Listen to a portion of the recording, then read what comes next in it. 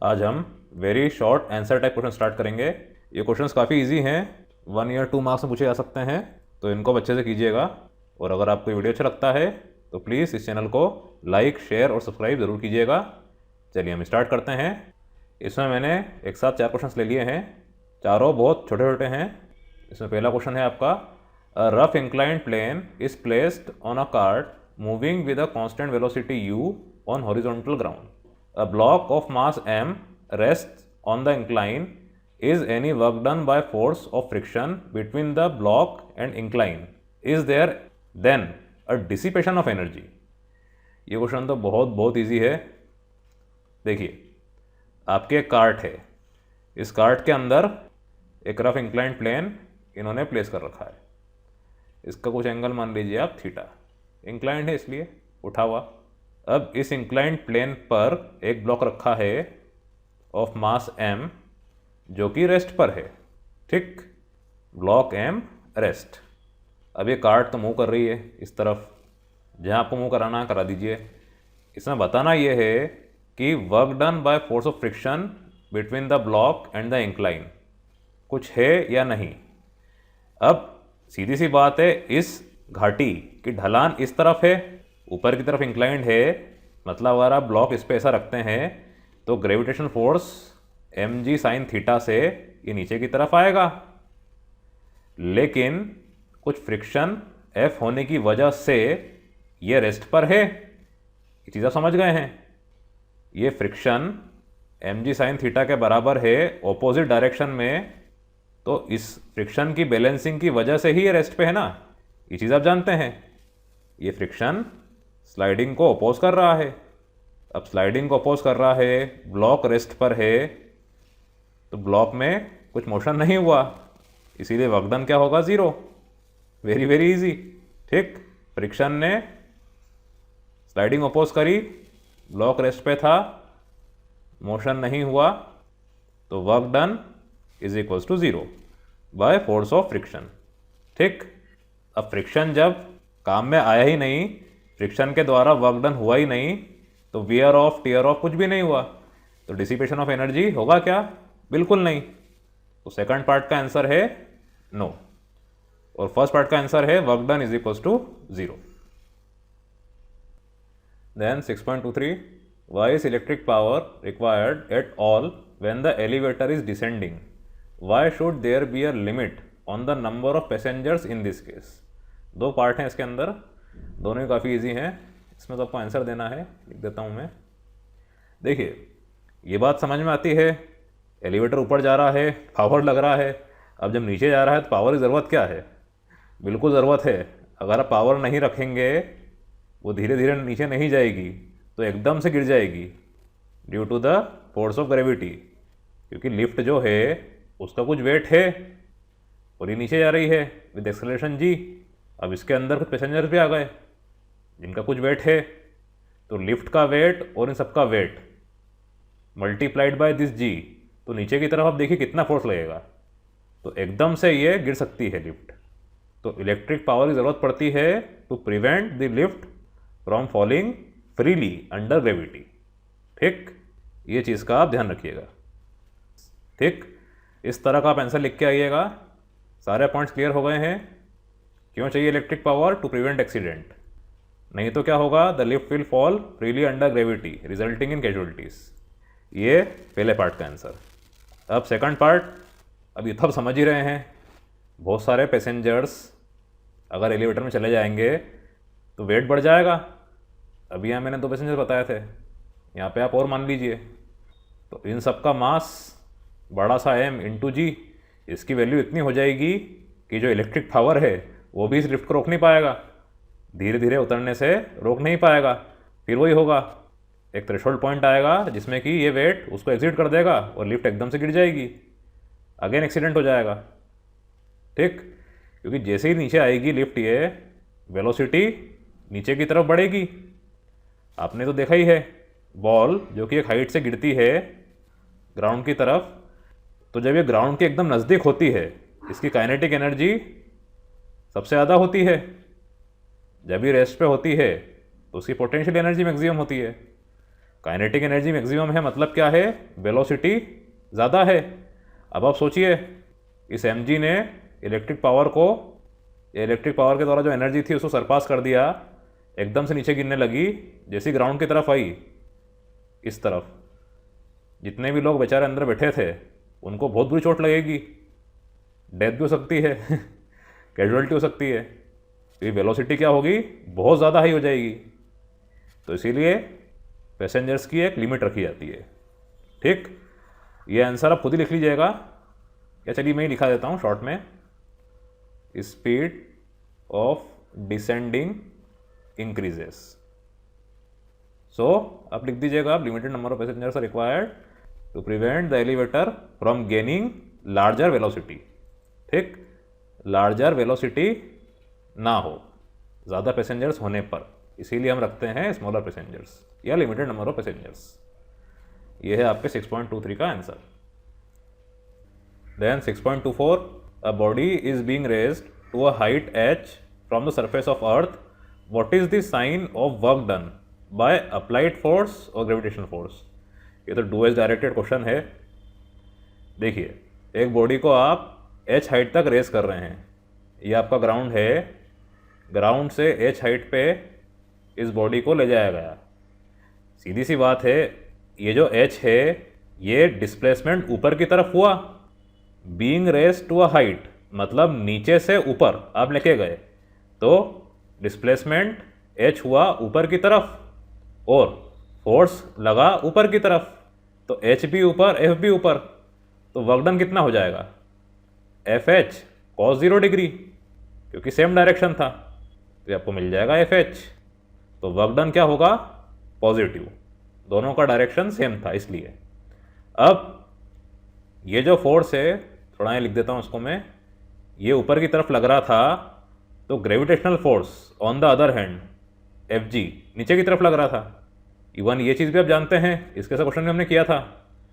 तो ये पॉजिटिव आया तो ये नेगेटिव आएगा, क्योंकि इस केस में जो आपका वर्क डन होगा अंडर ग्रेविटी, ये होगा Fg इंटू H। अब Fg और H इन दोनों का डायरेक्शन क्या है, ऑपोजिट, तो Fg H cos 180 डिग्री, एक ऊपर है एक नीचे है, तो 180 डिग्री का डिफरेंस आ रहा है, तो माइनस Fg H। तो देख लीजिए आप, ये जो वर्क डन था बाय ग्रेविटेशनल फोर्स ये नेगेटिव होगा, तो एक पॉजिटिव एक नेगेटिव, ये दोनों इसके आंसर्स हैं। Then 6.25, calculate the work done by a car against gravity in moving along a straight horizontal road, the mass of the car is 400 kg and the distance moved is 2 metre. ये information तो irrelevant है, आपको answer यही मिल गया है 0। क्यों, work done against gravity मतलब ग्रेविटेशनल फोर्स जो कि होता है नीचे की तरफ, और कार चल रही है ऑन द हॉरिजॉन्टल रोड मतलब इस तरफ, तो आपका डिस्प्लेसमेंट होगा इस तरफ। अब आप देखिए, ये नीचे है ये इधर है, मतलब ये दोनों परपेंडिकुलर हैं, तो इनके बीच का एंगल कितना है, 90 डिग्री।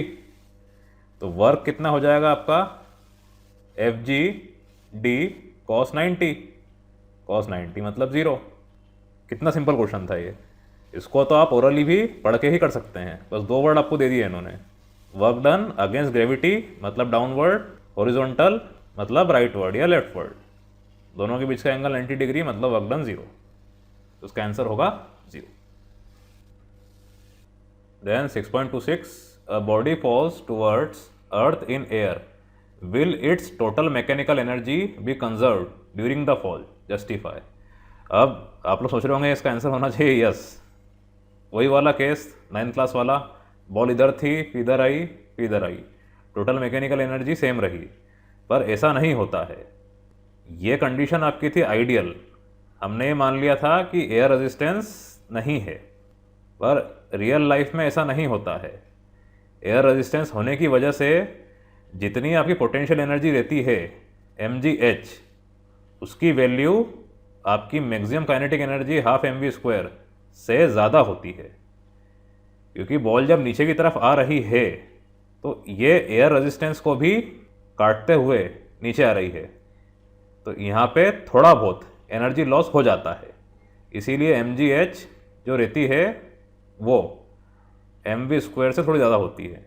ठीक, ऐसा कर लीजिए इसको आप, नहीं तो लॉस इन पोटेंशियल एनर्जी ऊपर से नीचे आई, पोटेंशियल एनर्जी लॉस हुई, is greater than gain in kinetic energy due to air resistance.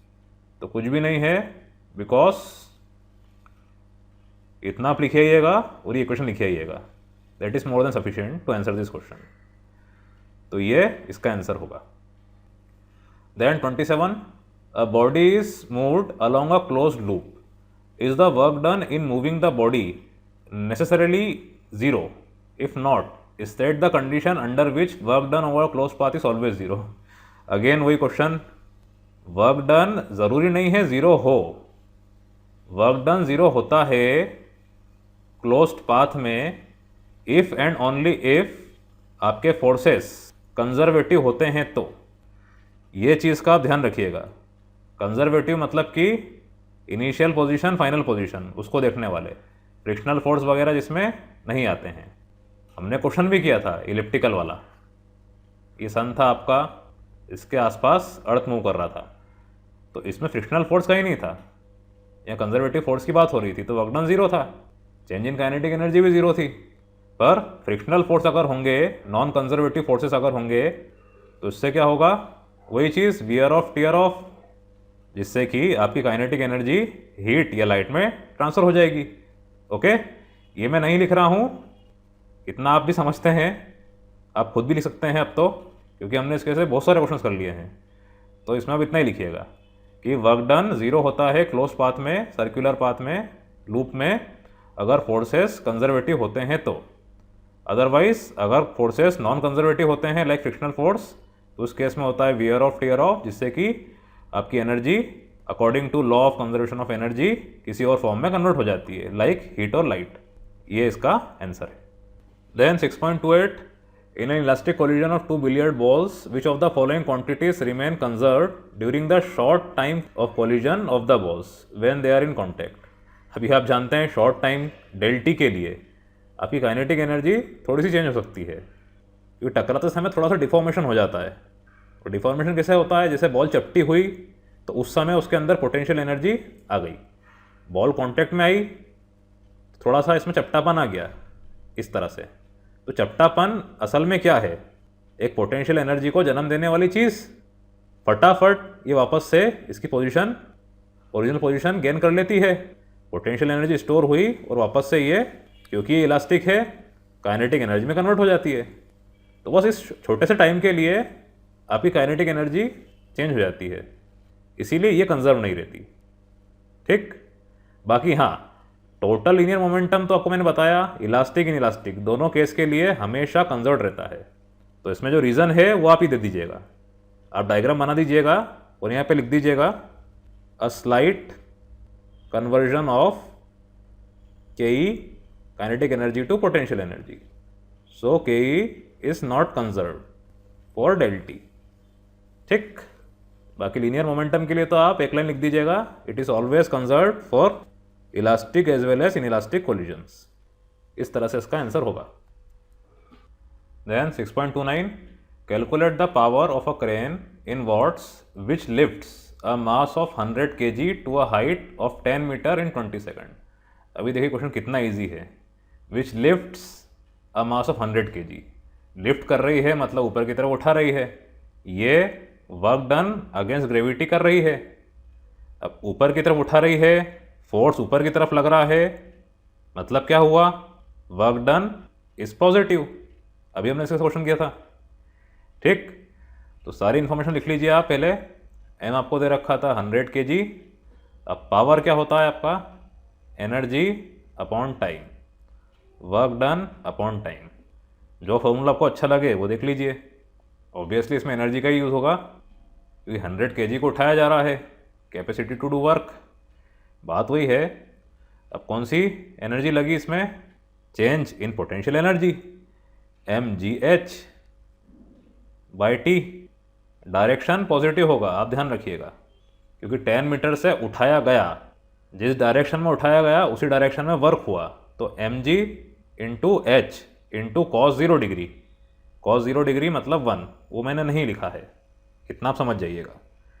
तो 100 इंटू 9.8, तो ये आपको मिल रहा है 490 वॉट्स W। ये आपके 29 का आंसर।